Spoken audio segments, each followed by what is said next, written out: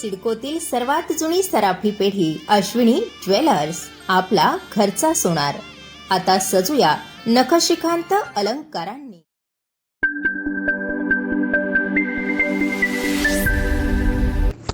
नाशिकच्या पश्चिम मतदारसंघात पुन्हा एकदा भाजप शिवसेनेचे कार्यकर्ते हे आमने सामने आले. सिडकोच्या सावतानगर येथे मतदानाच्या स्लिप वाटण्यावरून गोंधळ झाल्याने दोनही कार्यकर्त्यांनी हातापायीवर उतरत एकमेकांचे रक्त काढले. अंबड पोलिसांना या घटनेची माहिती मिळताच पोलिसांनी हस्तक्षेप करत वातावरण शांत करण्याचा प्रयत्न केला. भाजपच्या ज्येष्ठ नेत्या पंकजा मुंडे या नाशिकमध्ये असताना त्यांनी अंबड पोलीस स्टेशन गाठत घडलेल्या घटनेचा निषेध व्यक्त करत गुन्हा दाखल करण्याची मागणी केली.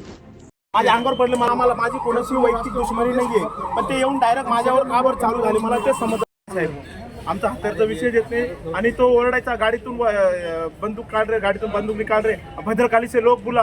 घटनेत गोळीबार झालेला आहे. गोळीबार बंदूक काढायचं तयारी होता, पण हे भाऊन सगळे मित्रपरांनी मला वाचवलं आणि ओरडायचे भद्रकालीतून बुलाव रे भद्रकालीतून. जमावाने हल्ला केला. जवळपास 50-60 लोक होते. ते कुठल्या ठिकाणी झाला? हनुमान सुद्धा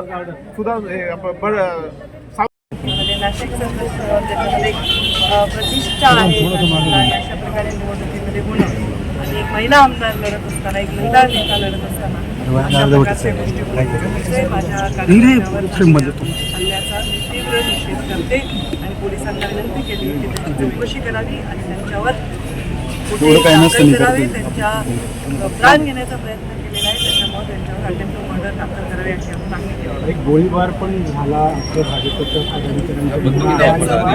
शिवाय बाहेर जे लोक होती ती बाहेरची दुसरी नव्हती, आतमध्ये त्यांचं सगळं ते म्हणणं आहे, पण ते रेकॉर्डवर घेतील. पोलिस त्याच्यावर आता भाष्य करून त्यांचं ते म्हणणं आहे. त्यांनी ते मला सांगितलं ते योग्यच.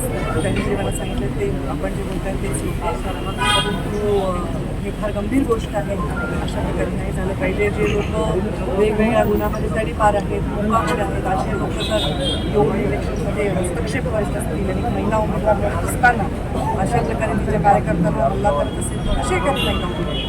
चुकीचं आहे. याचं तात्काळ चौकशी संशयित आहेत आणि कोण त्यांनी केलं नाशिक शहरातली ही दुसरी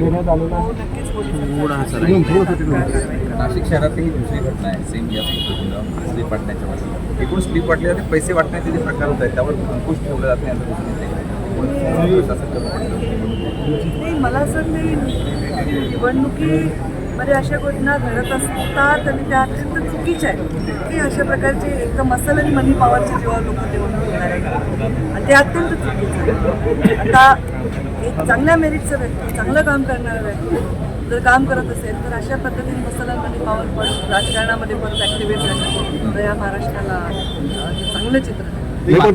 निवडणूक आयोगाचं जे पथक आहे, भरारी पथक, ते बॅगा तपासण्यामध्ये ते नसते आणि या ठिकाणी अशी घटना होतं. काय वाटतं तुम्हाला? शुभम खाली पण आवाहन करेन की आपण याच्याकडे पण लक्ष दिलं पाहिजे. कारण शेवटी आमच्या हेलिकॉप्टरमध्ये बॅगा तपासल्या ठीक आहे, त्यांचं कर्तव्य ते योग्यच आहे, आम्ही त्याला सहकार्यच करतोय. पण कोणी स्वतः जाहीर सभेला आचारसंहितेमध्ये जात असताना ॲक्च्युअली कोणी असं काही बॅग करून पैसे घेऊन जातं असं होत नाही. त्यामुळे जिथे खरंच त्याच्यामुळे लक्ष दुसरीकडे जाऊ नये. नक्कीच तेही तपासलंच पाहिजे. जास्त यंत्रणा घेऊन अशा गोष्टीवर नक्कीच करायचं. मागच्या काही दिवसांपासून ते नाशिक महाराष्ट्रातलं वेगळं सगळं गृहमंत्र्याचं आणि आता आमच्या पक्षाच्या कार्यकर्त्यावर हल्ला झाला आहे, त्यांच्या महाविकास आघाडीच्या लोकांनी केला. त्याच्यामध्ये आता आचारसंहिता चालू आहे. गृहमंत्र्याचं फेब्रुवारी नक्कीच आहे. नक्की याच्यावर न्याय मिळेल.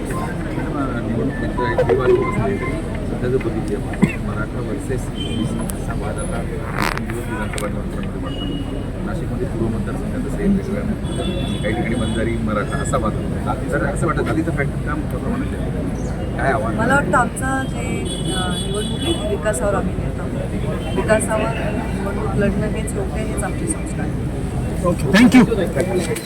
ब्रिटिश धरून कधीच हे निवडणूक जिंकू शकत नाही. निवडणूक त्यांनी आजच हारलेली आहे, त्यामुळे त्यांचा आता हा संताप होतो आहे. त्यामुळे ह्या अशा अघोरी कृत्य करतात. ही उद्धव सेनेला माझी विनंती आहे की तुम्ही असं सन्माननीय बाळासाहेब ठाकरेंना अशी शिवसेना अपेक्षित नव्हती, तरी पनवेलहून आलेले गुंड कुठल्या फायरिंग झाल्याचं म्हणतात, नेमकी सत्यता काय? हो, फायरिंग झाली. सीसीटीव्ही फुटेज आम्ही मागवले. 100% फायरिंग झाली आणि फायरिंग करून तो बंदुकीचा दस्ता असं आमच्या कार्यकर्त्याच्या कपाळावर मारला. शिवसेनेचे उमेदवार सुधाकर बडगुजर यांच्याकडूनही झालेल्या घटनेचा योग्य तपास करून दोषींवर कठोर कारवाई करण्याची मागणी करत अंबड पोलीस स्टेशनमध्ये धाव घेण्यात आली. नाशिकच्या राजकीय वातावरणाचा रंग आता हळूहळू बदलताना दिसतोय. पूर्व विभागातील पैसे वाटण्याच्या संशयावरून भाजपच्या कार्यकर्त्यांनी मवियाचे उमेदवार गणेश गीते यांच्या गाडीची तोडफोड केल्याची घटना ताजी असतानाच पुन्हा एकदा पश्चिम मतदारसंघात तोच प्रकार घडलाय. पोलीस आयुक्त संदीप कर्णिक यांनी अंबड पोलीस स्टेशन गाठत संपूर्ण घटनेची माहिती जाणून घेतली. अंबड पोलीस स्टेशन हद्दीत अतिरिक्त फोर्स फाटा बोलावून कार्यकर्त्यांना शांत करण्याचाही प्रयत्न यावेळी पोलिसांकडून करण्यात आला. भाजपचे उमेदवार सीमा हिरे तसेच शिवसेनेचे उमेदवार सुधाकर बडगुजर यांच्या कार्यकर्त्यांमध्ये स्लिपा वाटत असताना पैसे वाटल्याचा संशय आल्याने हा गोंधळ झाल्याची माहिती पोलिसांकडून देण्यात आली. स्टार 24 फास्ट न्यूजसाठी दीपक अंभोरे सह गौरव पाटील, नाशिक.